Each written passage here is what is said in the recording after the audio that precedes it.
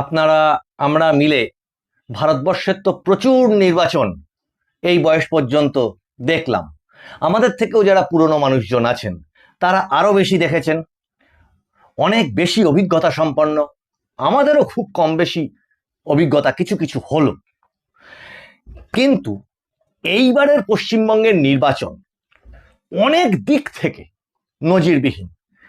এক তো আপনাদেরকে একাধিকবার জানিয়েছি যে এই রকম ভাবে একটা এসআইআর প্রসেসের কন্টিনিউয়েশনের মধ্যে সেই প্রসেস চলাকালীন অবস্থাতে রাজ্যে নির্বাচন ঘোষিত হচ্ছে, এবং গত বোধহয় ৪৯ বছর, মানে বাম জমানার ৩৪ আর এই ১৫, এটুকুই যদি ধরি, এই ৪৯ বছরে মাত্র একবার ২০১১ সালে একটু ওই সেন্ট্রাল ফোর্স দিয়ে একটা ইলেকশন কমিশন যে আছে, একটু সেটা কি বস্তু এইটা মানুষ একটু বুঝতে পেরেছিল এবং জমানা উল্টে দিয়েছিল। এবং এইবার ইলেকশন কমিশন প্রশাসনের খোল নলচে বদলে দিয়ে এমন ওই এসআইআর প্রসেসটার সময় থেকে এই ৫-৬টা মাস এই পশ্চিমবঙ্গের মধ্যে টুল পেতে বসে থেকে কোথায় কোথায় কি কি গলতি, কোথায় কোথায় কে কে অসাধু কাজ করে, কোথায় কোথায় কোন কোন যন্ত্র প্রয়োগ করে ওই শাসক দল বিদায়ী শাসক দল প্রায় বিদায় ঘটেই গেছে, সে একটা অরাজক শাসন ব্যবস্থাকে করায়ত্ত করে বসেছিল। তারা সেটা ডাটা কালেকশন করেছে, খুঁজেছে, পেতেছে সবকিছু, এবং পরবর্তীতে এমসিসি যখন চালু হয়েছে সেটার সুষ্ঠু প্রয়োগের দিকে তারা যথেষ্ট সচেষ্ট। এটুকু মানে গ্রামের কোনায় কোনায় গলিতে গলিতে মানুষ এটুকু বুঝতে পেরেছে যে এবারের ভোট কিন্তু অন্যরকম ভোট। এইটুকুতেই যদি শেষ হতো তাহলেও না হয় কথা ছিল, এর পরেও অনেক কিছু আছে। আমার নিজের কাছে মনে হয়েছে যে এই যে এত ইলেকশন যদি দেখেন, অন্তত আমাদের মতো বয়সী মানুষজন যারা ভোটার হয়েছি তখন থেকে সেই ৯০-এর দশকের সময় থেকে যদি ধরেন, একটা জিনিস কিন্তু এই সমস্ত জিনিসকে ছাপিয়ে যাচ্ছে। সেটা ঠিক কি, সেটাই আপনাদেরকে বলবো। নমস্কার, মানুষের ভাষায় আপনাদের সকলকে স্বাগত। আমি প্রবীর রায়চৌধুরী আপনাদের সাথে। প্রথমে কয়েক সেকেন্ড একটু বলে নিই যে আপনাদের যে পরিমাণ সুচিন্তিত মতামত পাচ্ছি, সমর্থন পাচ্ছি, ভালোবাসা পাচ্ছি, তা আমার কাছে অভূতপূর্ব। সকলকে শুভেচ্ছা জানাই, প্রণাম নমস্কার জানাই, এবং ঈশ্বরের কাছে কামনা করি সকলের মঙ্গল হোক।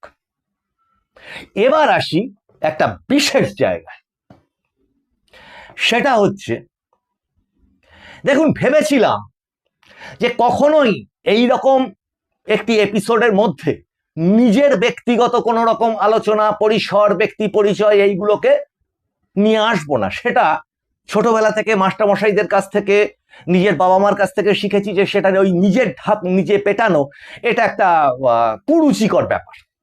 কিন্তু যখন সেটা স্তরটা একটু অতিক্রম করে গিয়ে সরাসরি প্রেক্ষিতটা একটু বড় হয়ে যায়, যখন সেখানে আরো অনেক মানুষের সঙ্গে একই রকম ঘটনা ঘটে, তখন একটু টাচ করতে হয়।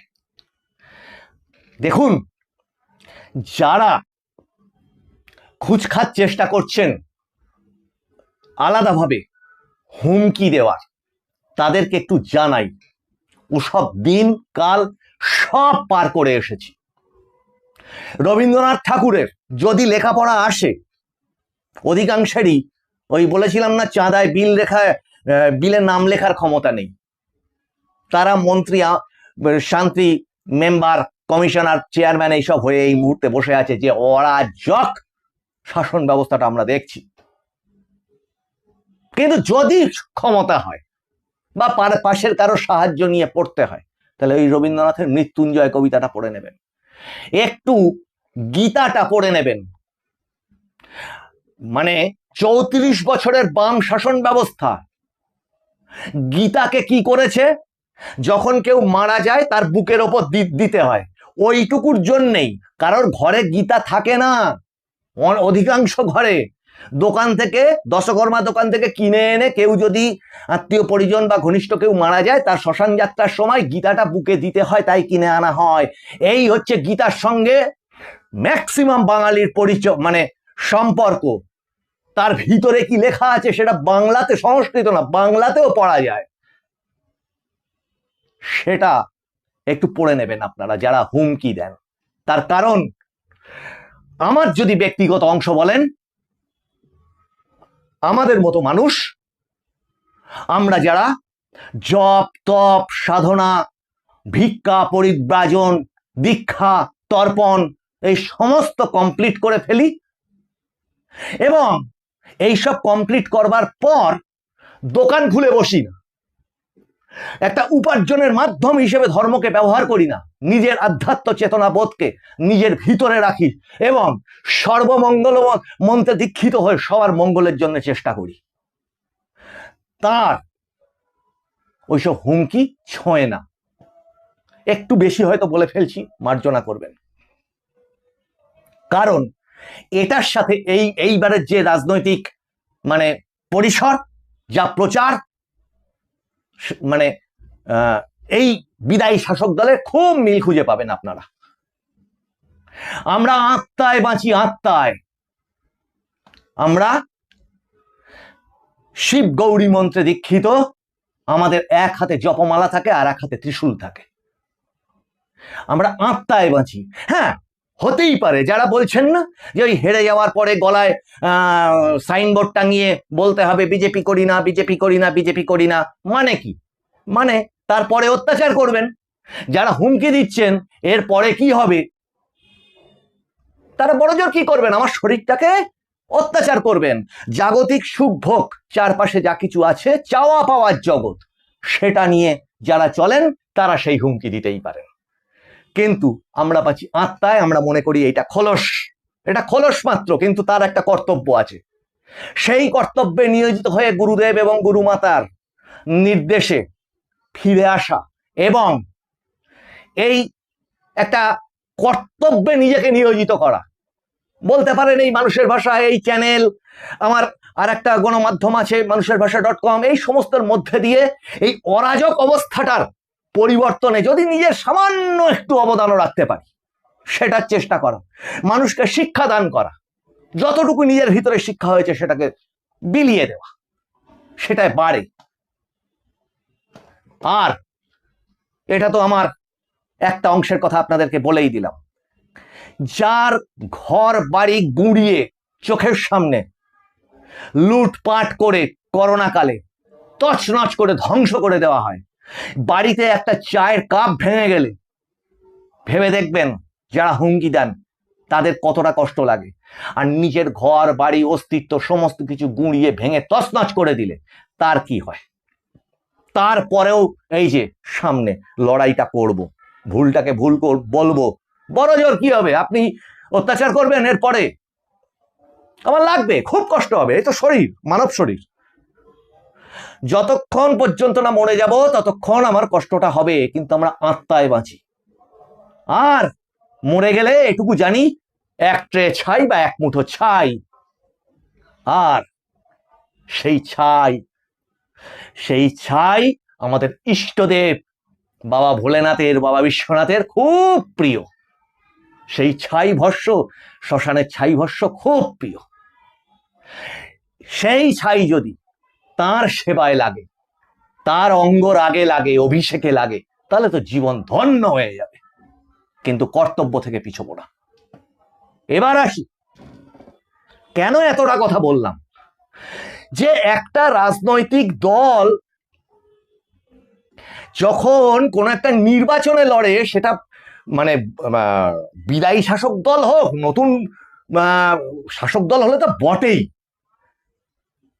সে হুমকি দিচ্ছে ফিরে এসে কিভাবে মানুষকে মারবে, কিভাবে সে অত্যাচার করবে, কিভাবে ভোট না দিলে, তাকে যদি সে ভোট কেউ না দেয় তাহলে তার গলায় পোস্টার ঝুলিয়ে দেবে, তার বাড়ির সামনে পোস্টার ঝুলিয়ে দেবে, এবং কি করবে বুঝে নিতে বলছে। কল্পনা করে নিন কি ভয়ঙ্কর অবস্থা তৈরি হবে। এরকম তার ইমপ্লয়েড হুমকি। এবং তার সাথে যদি জুড়ে দেন ওই ঘিরে ধরে একটা কমিউনিটি দিয়ে আর একটা কমিউনিটিকে ঘিরে ধরে 1 সেকেন্ডের মধ্যে 12টা বাজিয়ে দেবে, গাছের গোড়ায় বেঁধে রাখতে হবে, জগন্নাথ দেবের ঝাড়ু দিয়ে ঝাঁট দিতে হবে, এবং ঝাঁট দেওয়ার সাথে সাথে আর কি করতে হবে আপনারা বুঝে নিন। মা বোনেরা হাতাখুন্তি সহ বেরিয়ে এসে কি কি করতে হবে, মানে একটা রাজনৈতিক প্রচারের মঞ্চ যেখানে সে সব দিক থেকে পর্যুদস্ত, সমস্ত রকম দিক থেকে মিথ্যাচার এবং মানুষের যত যত ক্ষতিকর কাজগুলো আছে সব কটা করে এসে এবার যখন মঞ্চের ওপর দাঁড়িয়েছে, যখন দেখেছে ধর্ণা টর্ণা করে আর কিছু হয়নি, আমরা এই মানুষের ভাষা থেকে বলেছিলাম যে ইতিহাস কিন্তু ফিরে আসে। এবং ইতিহাস ফিরে আসে কিভাবে? প্রথমটা আসে করুণ ভাবে, পরেরটা আসে প্রহসন হয়ে। তো ওই ধর্ণা দিয়ে শুরু হয়েছিল, আর এই ধর্ণাতে হবে পতন, এটা বলেছিলাম। আগামী 4 তারিখ দেখতে পাবে মানুষ কথাটা মিলছে কি মিলছে না। কিন্তু একটা যে কোনো রাজনৈতিক দল সে তার ভোটে লড়তে যাচ্ছে, মানুষকে ভোটে জিতে আসার পর কি কিভাবে মানুষের ক্ষতি করবে, কি কিভাবে শায়েস্তা করবে, কি কিভাবে মারবে, অত্যাচার করবে, ঘরদর ভেঙে দেবে ইত্যাদি, কিভাবে আরেকজন কবিতার মাধ্যম দিয়ে বলে দিলেন, কোট আনকোট, একটা সুকান্ত ভট্টাচার্যের কবিতার মাধ্যম দিয়ে, যে শ্মশান কি করে করতে হয়। হ্যাঁ, এইটা একটা রাজনৈতিক দলের প্রচার। সুধী দর্শকবৃন্দ, এ কারা?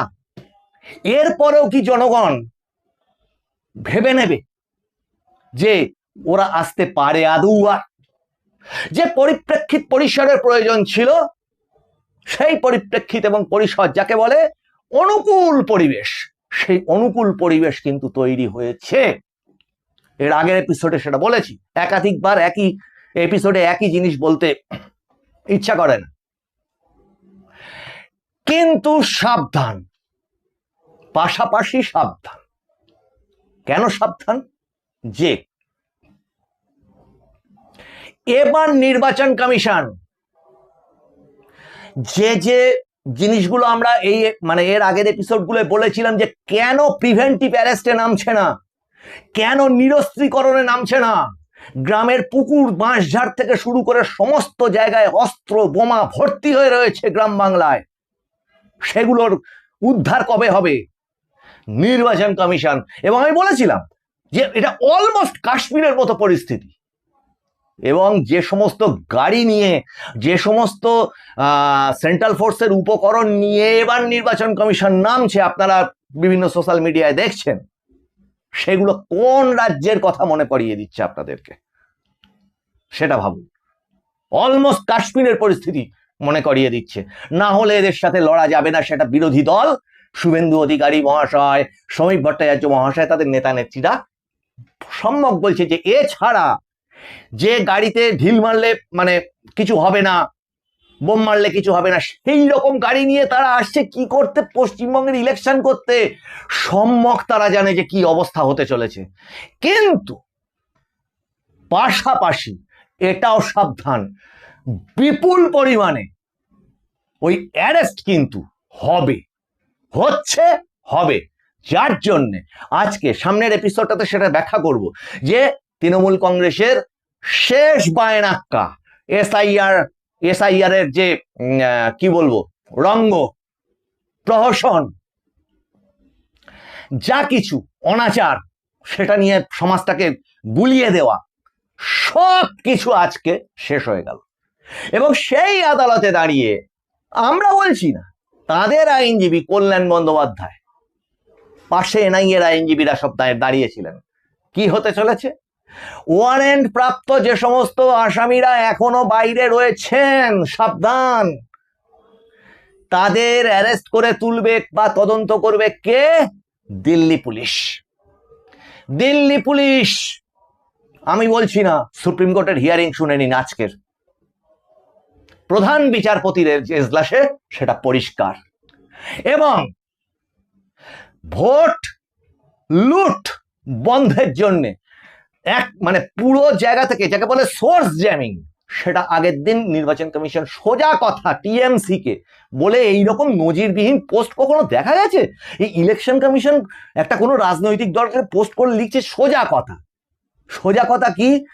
ভয়হীন ইলেকশন হবে। শুনে নাও, ভয়হীন ইলেকশন হবে, রিগিংহীন ইলেকশন হবে, উৎকোচ বা প্রলোভনহীন ইলেকশন হবে, সোর্স জ্যামিং, বুথ জ্যামিং, ছাপ্পা এ সমস্ত করতে দেওয়া হবে না। এই যদি বলে দেয় কোন একটা ইলেকশন কমিশন, তাহলে পরিস্থিতিটি কি হতে চলেছে? শুধু দর্শক বৃন্দ, একটা ছোট্ট উদাহরণ দিয়ে বলি। মাত্র 9 দিন কিন্তু আর বাকি আছে ভোটের, প্রথম ফেজের। আজকে রাত্রির পর থেকে যদি ধরেন আরো কমে যাবে সেটা। এতদিন পর্যন্ত যদি আগের পরিস্থিতি থাকতো, ওই তৃণমূল কংগ্রেসের ওই গুন্ডা বাহিনী মানুষের জীবনকে ঠিক কোন পর্যায়ে নিয়ে যেতে পারত। মানে ভোট হওয়ার 1 মাস আগেই মানুষ ভেবে ফেলতো কিচ্ছু হবে না। কিন্তু এতৎসত্ত্বেও কিন্তু ওই বিজেপি এত ছাপ্পা সত্ত্বেও, এত ওই নিজের দলদাস প্রশাসনকে কাজে লাগিয়েও 2021-এ 77 খানা পেয়েছিল। এত দলদাস, এত ছাপ্পা, এই সমস্ত কিছুকে কাজে লাগিয়েও কিন্তু 2024-এ 12 খানা লোকসভা সিট তুলেছিল, যা 7টা অ্যাসেম্বলি ইজ ইকুয়াল টু, যদি একটা লোকসভা হয় সেটার পরিমাণ হয় 84টা বিধানসভা। আর ন্যারো মার্জিনে যদি হেরে যাওয়ার কথা বলেন, অত ছাপ্পা সত্ত্বেও তাতে সংখ্যাটা আরো বেড়ে যায়। ওই 77 হয়ে যায় প্রায় 120-র কাছাকাছি, খুব ন্যারো মার্জিনে, কোনোটা 1000, কোনোটা 2000, কোনোটা 5000-এ হার বিজেপির। আর যদি লোকসভার হিসেবে ধরেন, সেটা প্রায় 17-18-র এই জায়গায় চলে যায়। আর বিধানসভার হিসেবে সেটা এবার গুণ দিয়ে দেখে নিন আপনারা। কাজেই এবার যে পরিস্থিতি তৈরি হয়েছে, নো ছাপ্পা, কিন্তু পাশাপাশি উপযুক্ত ব্যবস্থা কিন্তু রেডি থাকছে। কোন রকম হুমকি হলে ভোট বন্ধ, ভোটারকে বাড়ি থেকে বেরোতে পারছে না এই অভিযোগ পেলে ভোট বন্ধ। এবং তার সাথে ওই যারা ওই স্টেজ থেকে হুমকি দিচ্ছেন, নির্বাচন কমিশনের উপযুক্ত যে সার্কুলার গুলো বেরোচ্ছে, প্রেস নোট গুলো বেরোচ্ছে, পারলে একটু পড়ে নিন। তারও কিন্তু সমস্ত ওষুধ তৈরি থাকছে আমাদের মতো মানুষকে মেরে কিচ্ছু পাওয়া যাবে না। শুধু দর্শকবৃন্দ, কোন দল যদি মারার জন্য আসে, শুভ কিছু করবার জন্য সে ভোটের প্রচার করছে না, লাগাতার মিথ্যাচার করে গেল, চুরির পর চুরি করে গেল 15টা বছর ধরে, শিক্ষা শেষ, স্বাস্থ্য শেষ, রেশন চুরি করে ফাঁক করে দিয়েছে, নিয়োগ যে কোনো চাকরি বলতে কিচ্ছু নেই, আপনার পাড়ার প্রতিবেশীদের সমস্ত আত্মীয় স্বজনের ছেলেমেয়েরা গ্র্যাজুয়েশন করে, উচ্চ শিক্ষা অর্জন করে লাইনে দাঁড়াতে হচ্ছে। কেন? কোনো চাকরি কোথাও নেই। আর যদি বলেন ওই লক্ষ্মীর ভান্ডার, সে তো এই সরকার আসলে তার ডবল। যদি বলেন ওই কৃষকের টাকা, এই সরকার আসলে তো 9000 টাকা। যদি বলেন ওই কি যেন একটা করেছে যুবসাথী 1500, এবার তো সেটাও 3000। আর তার সাথে যুবকদের হেল্প করবার জন্য 50,000 টাকা, যদি টাকার কথা বলেন, ভাতার কথা বলেন, ইত্যাদির কথা বলেন। সঙ্গে উপুর করে দেওয়া কেন্দ্রীয় সরকারের বিভিন্ন সুবিধা। পশ্চিমবঙ্গের মানুষের দুর্ভাগ্য, 49টা বছর ধরে বাম আমলে উল্টো দিকে কে? কেন্দ্র সরকারের নিজেদের কোনো বন্ধু সরকার নেই, মানে নিজেদের কোনো দল নেই। তৃণমূল আমলে কে? নিজেদের কোনো দল নেই। সেম দল পশ্চিমবঙ্গ দেখতে পায় না, যে কেন্দ্রেও একই দল, রাজ্যেও একই দল, যাতে কেন্দ্র এবং রাজ্যের মধ্যে কোনো ঝামেলা না থেকে একটা সুন্দর একই গতিতে উন্নয়ন হয়। এর চেয়ে বড় পোড়া কপাল, এর চেয়ে বড় দুর্ভাগ্য আর কি থাকতে পারে? কিন্তু এর থেকে বড় সৌভাগ্যও বাকি থাকতে পারে যে এই সুযোগ এবার তৈরি হয়েছে যে সবকিছুকে উল্টে দেওয়ার, সবকিছুকে পাল্টে দিয়ে একটা স্বাধীন সুস্থ গণতান্ত্রিক পরিবেশ তৈরি করার, যেখানে আমাদের সন্তানরা বেড়ে উঠতে পারে। ওই সুকান্ত ভট্টাচার্যের আর একটা কবিতার লাইন আছে না, যে কি এ বিশ্বকে এ শিশুর বাসযোগ্য করে যাব আমি নবজাতকের কাছে, এ আমার দৃঢ় প্রতিজ্ঞ অঙ্গীকার। একটু হয়তো ভুল হলো ওয়ার্ডগুলো, মাফ করে দেবেন। আপনাদের যদি এপিসোডগুলো ভালো লাগে আপনারা একটু সাবস্ক্রাইব করুন, লাইক করুন, আর হাত খুলে লিখুন। এই কমিউনিটি, মানুষের ভাষার কমিউনিটি, একটা সুন্দর সভ্য কমিউনিটি গড়ে উঠছে, সেটা আরো ছড়িয়ে যাক। আপনাদের শেয়ার করলে কি হবে, এই এপিসোডের সাথে আপনাদের কমেন্টগুলো অনেক দূর পর্যন্ত মানুষ দেখতে পাবে, অনেক দূর পর্যন্ত পৌঁছতে পারবে। আপনাদের সঙ্গে আবার দেখা হবে সামনের এপিসোডে। আপনারা নজর রাখুন মানুষের ভাষার পর্দায়। মানুষের ভাষা সবার মনের কথা বলে। ওম পার্বতী পতয়ে হর হর মহাদেব। নমস্কার।